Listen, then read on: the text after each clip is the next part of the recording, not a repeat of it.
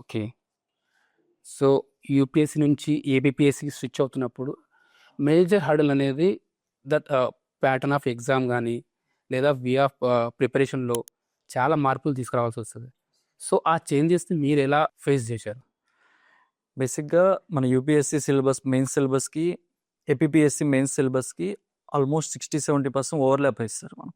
UPSC మెయిన్స్‌కి మనం ఏదైతే చదువుతామో ఏపీపీఎస్సీకి కూడా అదే ఉండిద్ది. మీరన్నట్టు ఎగ్జామ్ ప్యాటర్న్ మారిద్ది. మనం రాసే విధానం, స్ట్రక్చర్ కూడా మారుతా ఉండిద్ది. సో, దానికి నేనేందంటే టెస్ట్ సిరీస్ అనేది ఒకటి జాయిన్ అయ్యాను సార్. ఒక ఇన్‌స్టిట్యూట్‌లో జాయిన్ అయ్యాను. ఆ టెస్ట్ సిరీస్ నుంచి నేను కావాల్సిన స్ట్రక్చర్‌ని గాని దాన్ని డెవలప్ చేసుకున్నాను. సైమల్టేనియస్‌గా ఏపీపీఎస్‌కి సంబంధించిన సిలబస్ కాపీ గానీ, దాని నుంచి పీవైక్యూస్ గానీ, అవి కొంచెం బాగా అనలైజ్ చేసి బ్రెయిన్ స్టార్మింగ్ చేసేవాడిని. పీవైక్యూ క్వెషన్స్‌ని, ఆ స్ట్రక్చర్ ఎలా ఉండాలి? అంటే అప్పటిదాకా నేను యూపీఎస్సీకి కూడా కోచింగ్ అది టెస్ట్ సిరీస్ రాశాను సార్.